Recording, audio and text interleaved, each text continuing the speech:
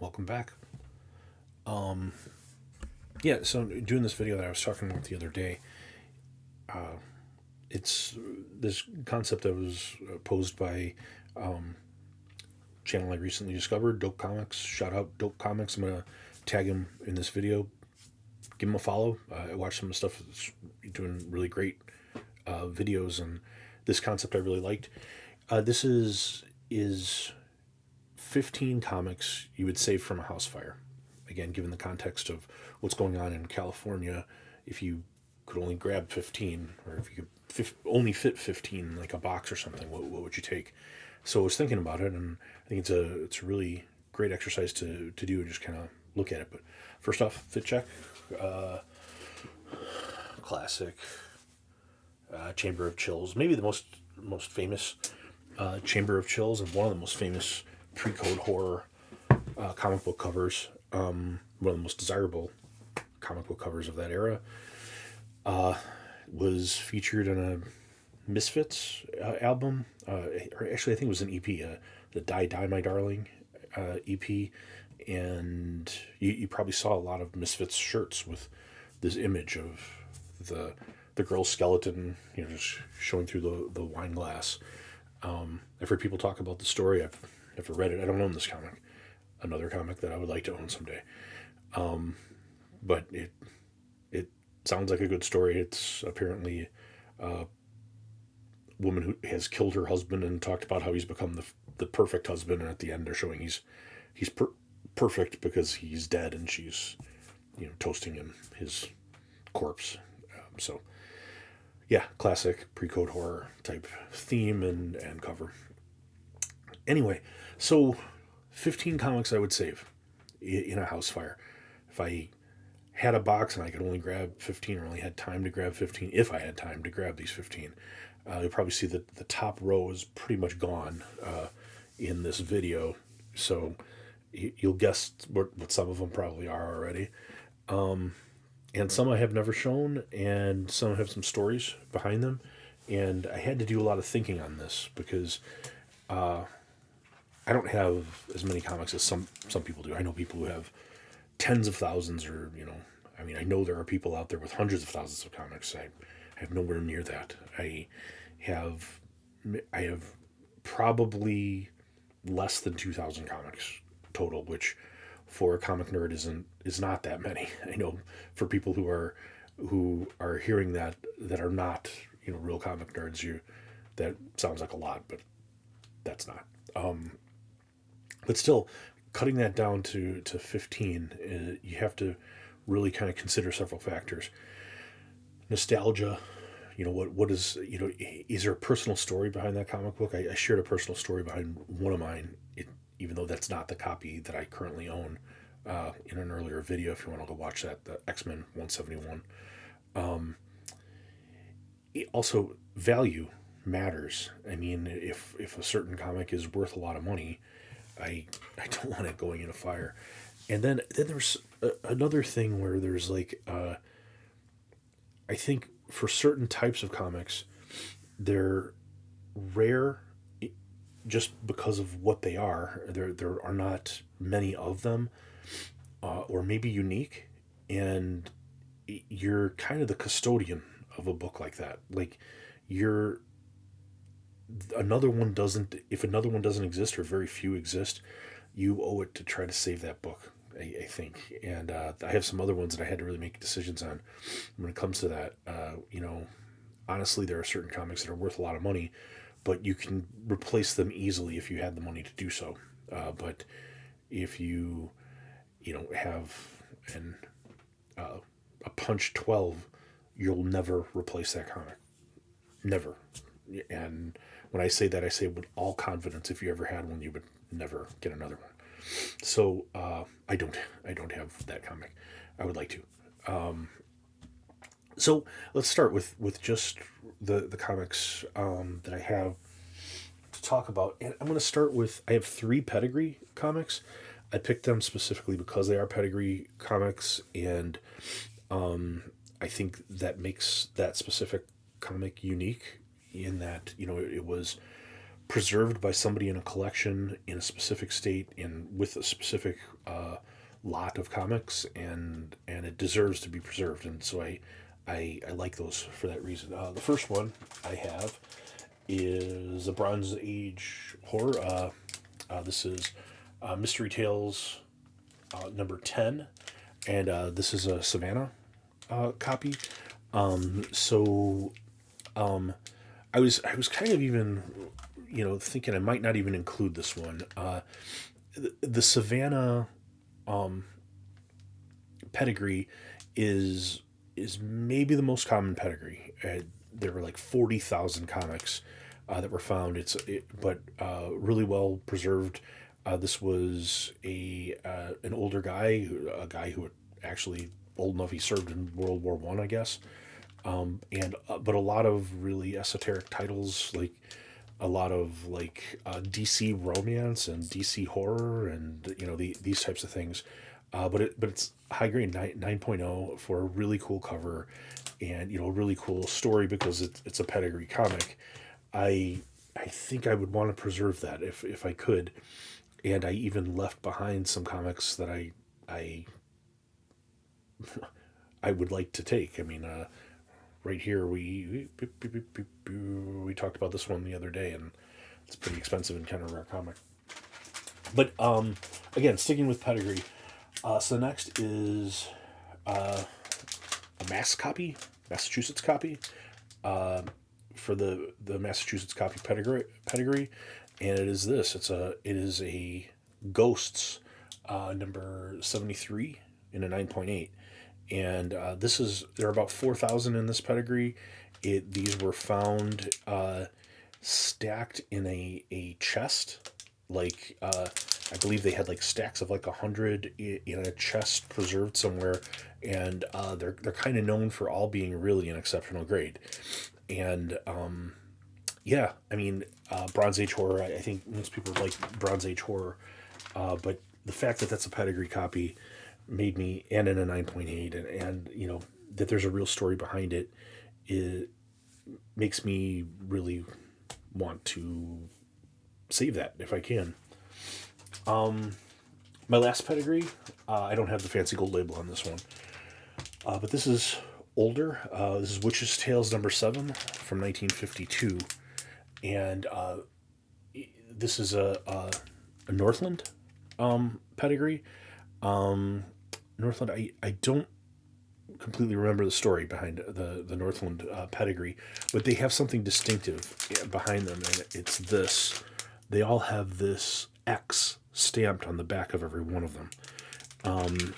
One of the notable things is not all of these were identified, but they're still identifying some of these with that X on the back. But again, a 1952 Golden Age horror comic in an 8.5 and a pedigree copy.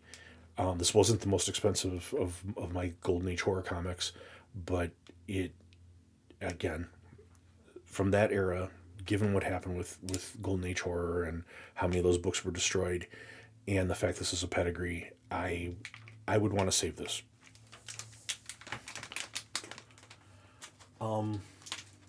Next is a comic we talked about already. I think some of these we're going to start getting into some comics that we talked about already. I'm going to show you. I'm going to go through most of these first, and then we'll kind of come back. I think do these. I'm going to do some raws, and we're going to come back to some slabs again. But this was in the one I showed up on autographs. This is a reprint of Cerebus number 1, but it's this Cerebus archive copy. I don't know how many of these are out there. I don't know. This could be a one of one. This is it's signed by Dave Sim. It's a Dave Sim file copy from Dave Sim's collection in a 9.6, and I've never seen another one. Maybe this might be something where there might be like 100 of these. But I don't know how many of these exist. And the fact that I've never seen another one makes me think it's possible this is unique. And this might be something that just came from Dave Sim's collection. And happened to get it, and I'm yeah, for that fact, I would want to save this, and I'm a huge Cerebus fan. I have a Cerebus tattoo. I have many Cerebus things in here. We'll do a whole Cerebus episode, I believe. So then I'm gonna go into a few raw books that I've had for some time, and we'll start off with I bought all of these on eBay in like early days of eBay. So like early 2000s at some point. I bought these. They're all still raw. But an X-Men 94. It's in really good shape. The one real flaw is on the side. There's like this impact right here. This that's like the biggest flaw to this. Otherwise, I mean, there's a couple blunted edges and stuff. It would probably, without that impact kind of dent, I think this would be a pretty high grade. All things considered, it could be an 8 or 8.5. But with that impact, I think it might be more like a 7, maybe a 6.5. Somewhere in that range. So yeah, I mean, but it's a copy I've had for probably 20 years or so, and yeah, it was a copy it was something that I wanted when I was younger, and the fact that I always wanted it, and suddenly had adult money and was able to buy one of these things on this auction site. I was excited to get it. This is another one that I got early days of eBay. This is not in greatest shape,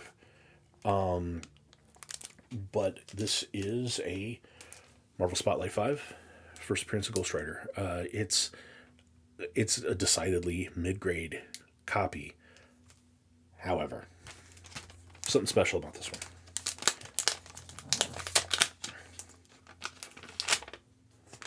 Stand by.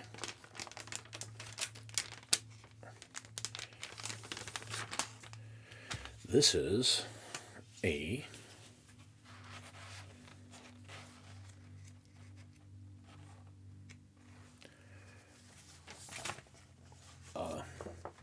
Diamond Exchange copy, real similar to Mark Jewelers. Most people will just call these a Mark Jewelers. It's not. It's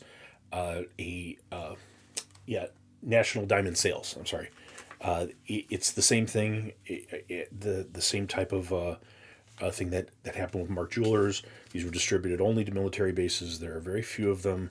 People collect these specifically, but there are not a lot of these, and it's something like you to look for these. It's I don't know that even if like even CGC identifies these, or if they just call them Mark Jewelers, even though it's not a Mark Jewelers ad. But you can go online and find people who are looking only for those National Diamond Sales copies. So they're very rare. This book is very rare as a result. So it's cool, and I have one, and I would like to keep it out of a fire, keep it from burning. And another raw copy that then I'll go back to some slabs, and then we'll come back to like a couple really special ones. But it's this Marvel Spotlight 2, first appearance of Werewolf by Night, and this is a really high grade. It has a spine roll, but I believe that can be taken out. But otherwise, it's in really really good shape, and I believe it's worth a lot of money. But I've had it raw for so many years, and I'm not interested in selling it, so I am just keeping this raw. If I ever changed my mind and wanted to get some, had my heart set on like a much bigger book, then I would probably talk to Ron at Palm Beach Presser about taking care of that spine roll and getting it in as good as possible condition. And I that's going to be above a 9 when you send it in, and that's it's worth a lot of money. In that, if I ever decided to slab it and sell it, I could probably sell it for quite a bit just raw too. But again, not interested in selling it. Then we get into kind of some of the back wall comics. Talked about in another episode. I talked about the like the best comics I acquired in 2024, and all of those are in there, and all of those are in this now. But the Eerie #1, but this is the boy, I can never remember that.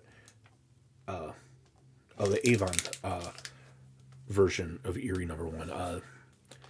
The first edition of Eerie #1 is much more valuable. That's most people consider that the very first Golden Age horror comic. This is not that. This is the second Eerie series, but still really desirable book. It's a 2.5, but again, when we're talking about buying the book and not the grade, when it comes to Golden Age, I think that's what you need to pay attention to.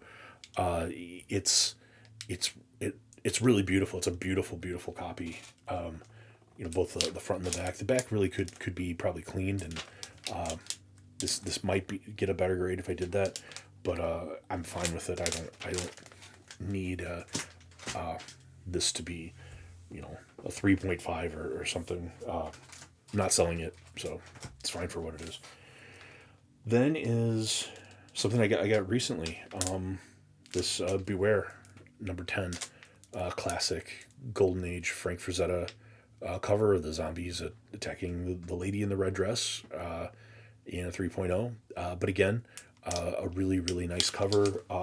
There are some flaws around the edges, and there's this chip out of it here, but otherwise in really good shape, and just a beautiful comic. Another one of those highly desirable banger comics from the Golden Age, and again, I like Frank Frazetta. You like Frank Frazetta. Everyone likes Frank Frazetta. Then is a comic that I bought raw and had slabbed, but Witch's Tales 25. Again, one of the kind of classic covers of pre-code horror. Man, I swear I'll figure out these glares at some point in this it's just off the screen is where it's really hard. But yeah, it's pretty good presenting copy. Again, the edges there's some bad, but it is complete. Cover attached. Everything is attached. But there's just around the edges and the spine. There is a pretty large spine split that goes almost halfway up the book. So it's hanging on by one staple. But I thought this was going to come back a little bit higher. I thought it was 1.8 or something. But when you're down in those lower grades, a lot of times it's really super subjective. But again, another book I've always wanted, and I'm happy to have it. And a book that I would save. I think when you have a lot of these Golden Age comics, they're very precious. And again, as I talked about with the pedigrees, I think you're the current owner of that comic, but you're probably not the last owner. At least let's hope you're not the last owner. Let's make sure you're not.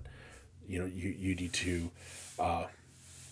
You're a caretaker of that comic that someone else is going to own. So take care of it and value it and treasure it and display it and talk about it and show people and do those things. But just understand that someone else is going to have it after you, most likely, again, unless there's a fire and all these things go away. So that's kind of the whole point of this exercise, is to save what you can. Then I have an ASM 129 and a 9.0. It's a comic I owned when I was a teenager. I owned it through when I was in the military. I talked about this. I sold this comic when I was in the military for Christmas money. It was in a lower grade than this. But this is back in the early 90s, and this is before lay people really knew how to understood grading comics, and if you took a book like this into your local comic book shop, as I did around Christmas time, needing Christmas money, they would screw you. They would absolutely screw you. There, this wasn't something where people were where you had kind of even footing where you could go on the internet and look these things up, or these things were graded and everyone saw, oh, this is a 9.0. 9.0 is in this range. I will give you this percentage of what it's worth, or whatever that would be. It was always, well, this isn't that great. I don't, and yeah, people who knew comics would screw people who didn't know comics, which is exactly what happened to me. I found later on, but such is life, and yeah, they got a good comic, and I got barely enough Christmas money in that deal. But anyway, I have another one, and I would save that.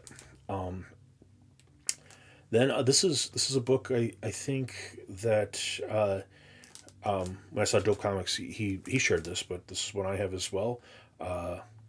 It's a yeah, Shock Suspense Stories number 6 in a 3.0.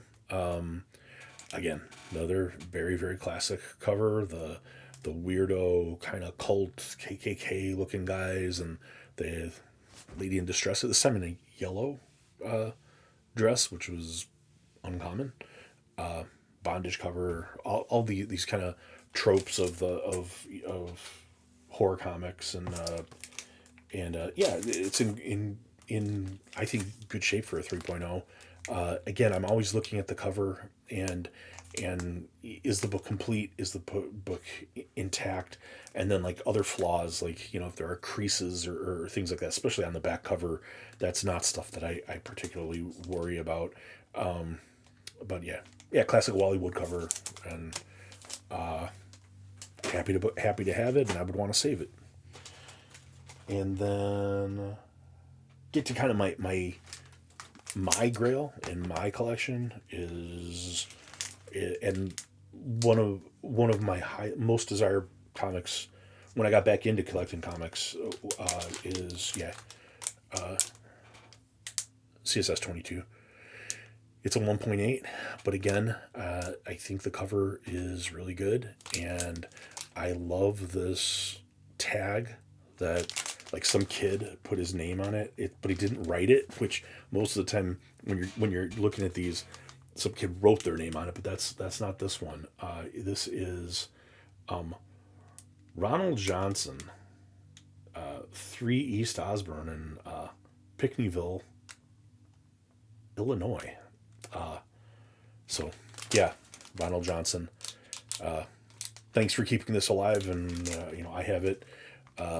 Yeah, Ronald Johnson probably rolled this up and put it in his back pocket while he's riding his bike, back in the 50s or whenever he owned this. And now I own it, and I'm the caretaker of it, and I would want to keep that book intact if I could. Then I have two more. I guess just these would be more special to me, comics, and I have an ASM 300.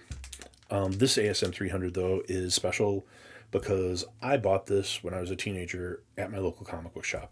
So this, as I mentioned before, I collected the McFarlane run of ASM back then when they were making these, and I bought this off the shelf at my local comic book shop, and I've kept it all these years. It's gone all over the world, wherever I've moved or been in storage and different things, and it's stayed in pretty good shape overall, considering where it's been and what it's been through.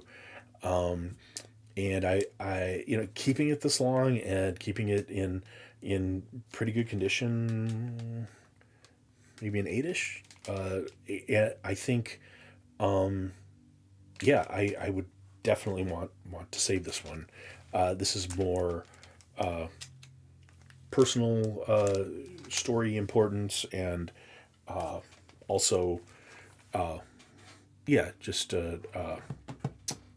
nostalgia reasons. And then the biggest thing I would say is probably the least valuable out of all of these, except to me. Like if I were to try to sell this, I don't know what I would get for it, but it's special, and I'll tell you why. So it's this Mobius number 1. graphic novel that Mobius did in the 80s. For those of you who don't know, Mobius was a French artist, kind of classically trained French artist. He was involved in the magazine Heavy Metal, and he was also one of the people involved in Heavy Metal cartoon from the 70s. And a lot of his work was back in France was displayed in museums as paintings and things like that. But he got it more into like popular culture stuff, doing a lot of the like heavy metal storylines and things in the Heavy Metal magazine and the Heavy Metal cartoon. And then came over to the U.S. and he broke into Marvel Comics. He really wanted to get into more popular comics, and he did a Silver Surfer run.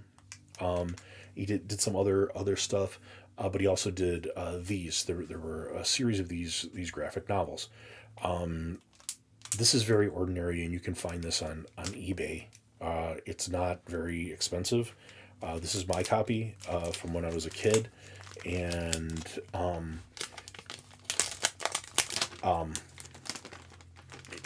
it would be ordinary, save one thing, and this is important. In 1987, my dad took me to the Chicago Comic Book Convention. I wanted to go really bad, and you know, yeah, we didn't spend a lot of time together. We did when I was a very young kid, but when I was a teenager, we didn't. And he worked a lot, and somehow I convinced him to take me to the Chicago Comic Book Convention, and it was a really good time. And we saw a lot of cool stuff, and he collected comic books when he was a kid too, so he saw some kind of things, and we met Jack Kirby while I was there. I didn't have him sign anything, unfortunately, back then, but I did this. And that is an original Mobius. Mobius for Mike. Chicago, 1987. So,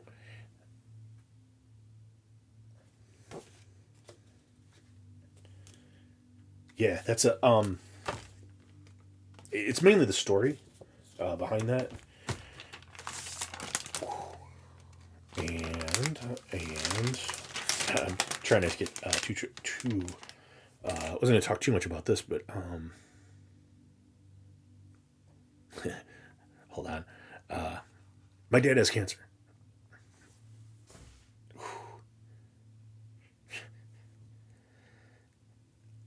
Shit. He's doing well. He's on a medication he's doing very well. But this is like, it's one of those great memories I have, and this is like the only thing that's like truly irreplaceable. Like out of all of this, I technically I could probably find another of most of this stuff or something comparable, but this is the one thing I couldn't replace. So this would be the most important thing. This is the one that I would grab, and shit, man, I didn't want to get choked up on that. It kind of caught me out of nowhere. I thought I was good. But anyway, so yeah, this would be that would be the big one that I would make sure I saved, and then all these others. Yeah. So anyway, other stuff. It will be coming soon. I'm going to do just one, like I said, specific episode of on Crime Suspense Stories number 22. Just talking about the history of that comic and why it's important and why kind of the coolness of it and everything. So yeah, I think that was yeah, all I kind of want to say on that. We'll do a Chonko reveal as well. I promise. The dog will make an appearance, and he'll get plenty of airtime coming up. And yeah, if you could like, comment, and subscribe, and yeah. Sorry about getting choked up on that one, but yeah, it caught me out on over. I didn't expect to talk about that part. I was just going to talk about the story with my dad. But anyway, yeah, like, comment, and subscribe if you like this, or if you want to dislike and throw rotten tomatoes at me, in the comments, then, well, that's fine too. But have a great rest of your week. Cheers.